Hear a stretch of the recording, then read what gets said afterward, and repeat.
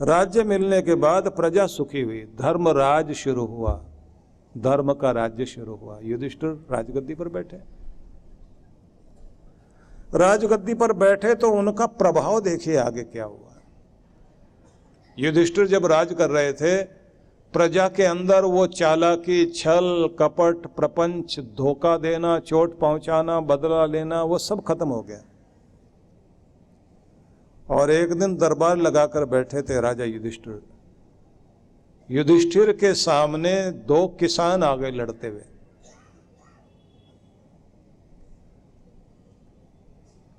महाराज आप हमारा निर्णय कीजिए, क्या झगड़ा है? महाराज मैंने अपना खेत बेच दिया इस आदमी को। खेत बेचा है तो ये जैसे ही खेत में से पत्थर वत्थर हटाकर और खेत की जुताई कर रहा था तो खुदाई करते करते वहां से सोने का सिक्कों से भरा हुआ घड़ा निकल आया। अब घड़ा निकल आया है तो महाराज ये मेरे पास लेकर आ गया और मुझे कहता है तुमने खेत बेचा था, तो तुमने तो खेत ही बेचा ना, मिट्टी बेची, खेत बेचा, तो ये सोने के सिक्कों से भरा हुआ तो आपने नहीं बेचा था। इतने तो पैसे मैंने आपको दिए भी नहीं जितना सिक्कों से भरा हुआ मुझे मिल रहा है, ये तो आपका, अपने आप पास रखो। तो मैंने इसको कहा कि इस समय इस धरती पर राज कर रहे हैं राजा युधिष्ठिर, और उन्होंने 1000 कष्ट सहे लेकिन धर्म नहीं छोड़ा, सत्य नहीं छोड़ा। महान चरित्रवान व्यक्ति हमारे देश का राजा है। तो ऐसे राज्य में हम रहते हैं।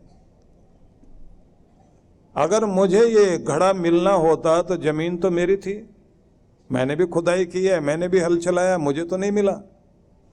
जैसे मैंने तुम्हें बेच दिया तुम्हें मिला, तो यह हक तुम्हारा है। उसने कहा कि मैंने जमीन खरीदी है, सोने का घड़ा तो मैंने नहीं खरीदा। तो जब बिना मेहनत के और बेईमानी से या बिना कुछ किए ज्यादा लेने का चक्कर आता है, उसके कारण व्यक्ति की बुद्धि बिगड़ती है। मेरे घर में गड़बड़ ना हो जाए, मेरे बच्चों की बुद्धि ना खराब हो जाए, तो मैं ऐसा धन क्यों ले लूं जिस पर आपका हक होना चाहिए। वो कहता आपका हक है, वो कहता आपका हक है। राजा युधिष्ठिर से बोले अब आप निर्णय करो। राजा युधिष्ठिर ने दोनों को देखा, देखने के बाद बोले ये बताओ कि तुम्हारा उम्र कितनी है। उसने कहा साहब मेरी तो 60 के लगभग हो गई। दूसरे ने कहा मेरी 58 साल की हो गई। अच्छा बच्चे कितने? एक ने कहा मेरी एक ही बेटी है, दूसरे ने कहा मेरा एक ही बेटा है। बोले जिसने जमीन बेची है उसकी बेटी है ना? बोले हाँ साहब उसकी बेटी है। और जिसने खरीदी है वो? बोले उसका बेटा है। बोले घड़ा लेकर आओ और इनको पकड़ाओ। जिसने बेची थी उसको पकड़ाया और पकड़ा करके कहा अब ये घड़ा इधर की तरफ आपने देना है, लेकिन एक बात ध्यान में रखकर, तुम दोनों भले लोग और तुम्हारे दोनों के बच्चे बड़े हो गए हैं, तो क्या एक दूसरे के साथ रिश्ता करना चाहते हो? क्योंकि इतने पवित्र दिल के लोग हैं। बोले साहब बिल्कुल तैयार हैं। बोले तो फिर ये घड़ा बेटी को जाएगा।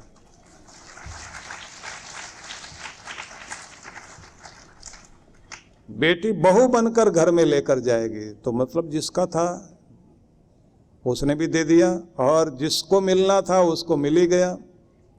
और देखा जाए तो बेटी और दामाद दोनों संपन्न हो गए। संपन्न तो पहले से थे, फिर और हो गए। और उधर वाले भी कहते हैं महाराज आपने जो ये दिया है मेरी तो कमाई है नहीं, इनकी बेटी बहू बनकर आ रही है, लेकर आ रही है इस खजाने को। बोले बेटियों को दिया जाता है, और बेटी को दिया है तो वो बहू बनकर आई तुम्हारे घर में, तो अगर लक्ष्मी बनकर आई है तो तुम्हारा कल्याण ही करेगी। और ऐसी लक्ष्मी को, ऐसे धन को संभाल कर रखो, पवित्र कार्यों में लगाना है।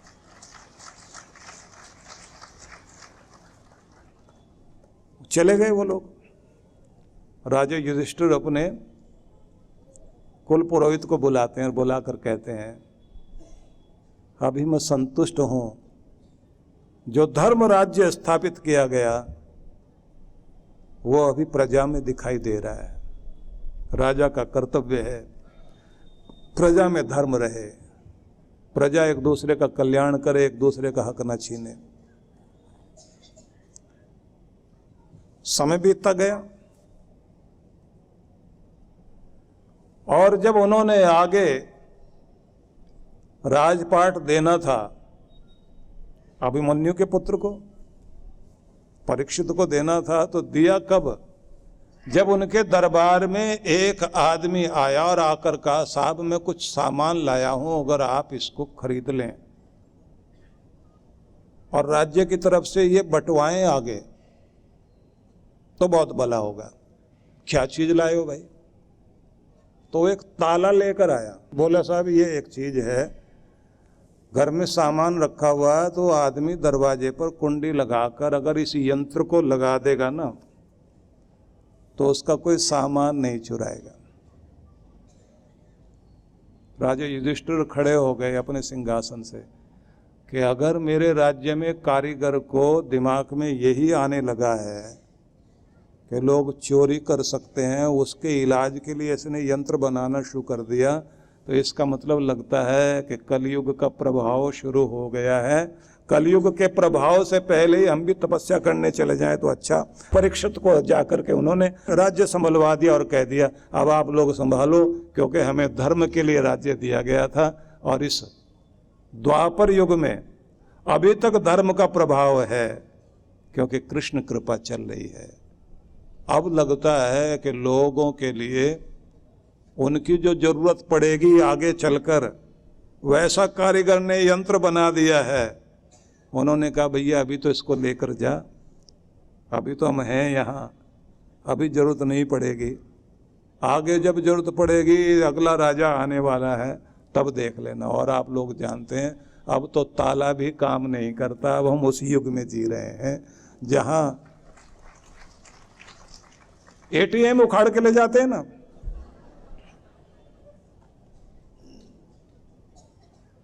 जब तक धर्म से जुड़े रहे, गुरुओं से जुड़े रहे, जीवन में मर्यादा चलती रही, कल्याण होता रहा। और जैसे जैसे ये ध्यान हटना शुरू हुआ, बुद्धि बिगड़नी शुरू हुई, गुरु से, धर्म से, भक्ति से, परमात्मा से जैसे ध्यान हटने लगा तो बेईमानी कहीं ना कहीं आनी शुरू हो गई। भगवान ये कह रहे हैं कि अपनी बुद्धि को सन्मार्ग पर, धर्म में, भक्ति में, योग में लगाने वाले बन जाओ और तुम अपने अंतःकरण में पड़े हुए जो भी अच्छे बुरे संस्कार हैं सबको धोकर साफ करो अपनी स्लेट, अपनी कॉपी, जिससे सद्गति हो सके। जब तक साफ नहीं करेंगे जन्म लेते रहना पड़ेगा, क्योंकि ये हमारे बीज जो हैं ये उगते रहेंगे और फिर दुनिया में लाते रहेंगे, रुलाते रहेंगे, यहाँ लाकर फिर से नई शुरुआत होती रहेगी। तो इससे मुक्ति पानी है, एक ही मार्ग बताया गया है। थोड़ा सा बारीकी से समझने की चेष्टा करना। जो भी आप कर्म करते हैं उसका बीज आपके चित्त पर जमा हो जाता है, और जब तक वो फल नहीं देगा तब तक वो हटेगा नहीं। गंगा में भी स्नान करके आ जाओगे, तीर्थ में भी होकर आ जाओगे, पाप धुल कर आ गए तो भी आपके कर्म का जब तक आप उसका फल ना भोग लें तब तक वो पीछा छोड़ता नहीं, आपके अंदर चिपका रहता है। मजाक अपनी जगह चलती है इसी तरह की कि गंगा में नहाने गया आदमी तो पापों ने देख लिया कि ये आज लगता है धो के जाएगा, तो पहले ही उतरकर पेड़ों पर बैठ गए। जैसे वो नहाकर आया तो जैसे नहा के चला, कपड़े पहने, तो वो भी पेड़ों से उतर के उसके कंधे पे बैठ के वापिस आ गए। ये एक कथा। और दूसरी कथा इसी तरह की और सुनाई जाती है। सार उसका भी यही है कि गया, डुबकी लगाई गंगा में, डुबकी लगाए, 3 डुबकी, 4 डुबकी, 5 डुबकी, फिर अपने परिवार वालों का नाम लेकर डुबकी लगाई, पूर्वजों का नाम लेकर डुबकी लगाई, सबको तार के छोड़ेंगे। और फिर गंगा से पूछ भी लिया, गंगा माँ बताओ कि सब आते हैं पाप धोने, तो आप धो देते हैं ना, बिल्कुल स्वच्छ कर देते हैं ना। गंगा माता ने कहा बिल्कुल स्वच्छ करते हैं। तो फिर इतने पाप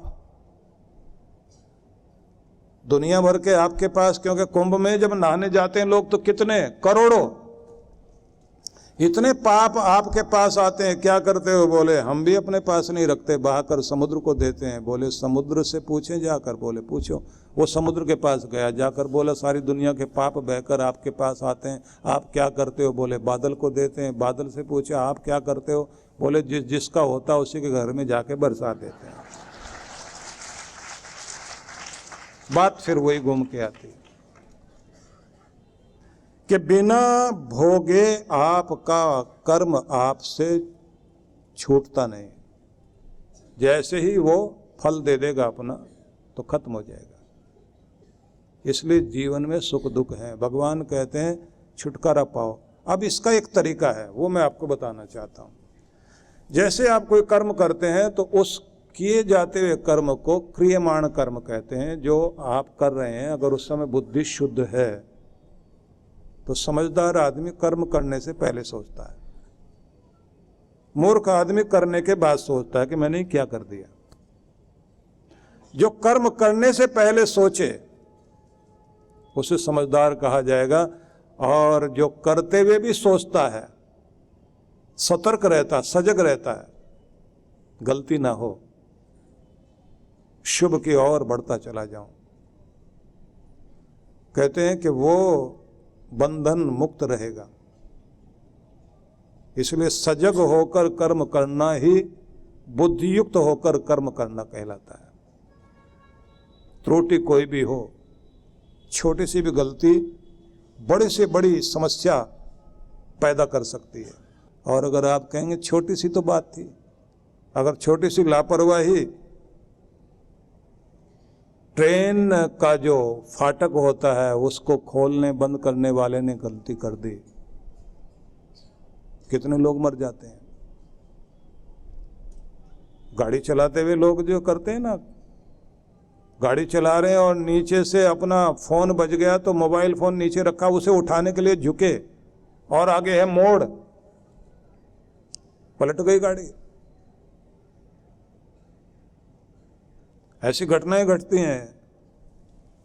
अच्छे गाते बजाते लोग जा रहे थे मनाली की तरफ, फोन बजा ड्राइवर का और वो इधर व्यास नदी है, एक साइड में पहाड़ है, ऊंची सड़क और गहरी खाई में नदी बह रही है। उठाने के लिए झुका नीचे ड्राइवर, और वो तो सर्पाकार रोड होती है पहाड़ों की, तो थोड़ा सा मोड़ में वो तो वैसे हाथ में स्टीयरिंग को ऐसे पकड़े हुए, उसको तो यही कॉन्फिडेंस है कि जैसे मैंने पकड़ा हुआ रोड ऐसे ही आगे है, और एक ही तो सेकंड की बात है, झुके और उठाया, इतनी देर में तो पूरी बस नदी में चली गई। 35 लोग बैठे हुए थे, कुछ ही बच पाए। गलती तो छोटी सी लगती है, लेकिन वो तो अपना रिजल्ट देती है। इसलिए कहते हैं सतर्क रहते हुए कर्म कर रहे हैं तो आपका कर्म आपके लिए दुखदाई नहीं बनेगा, नहीं तो दुखदाई हो सकता है। सावधानी जिंदगी में बहुत महत्वपूर्ण है। इसलिए जो बोर्ड पर लिखा होता है ना, सावधानी हटी और दुर्घटना घटी। जितनी बड़ी गति उतनी बड़ी सतर्कता।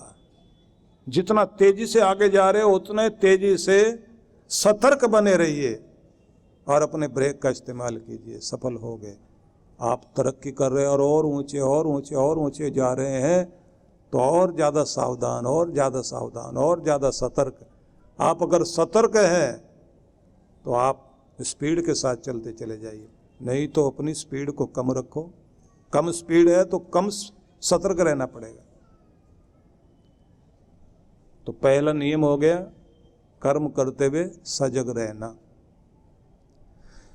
दूसरा नियम बताया गया है कि आपके कर्म जमा हो गए खाते में, अब उन्हें पकने के लिए लगेगा समय।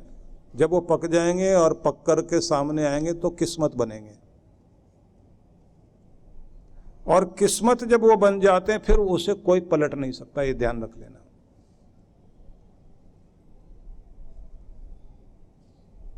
जैसे श्रवण कुमार को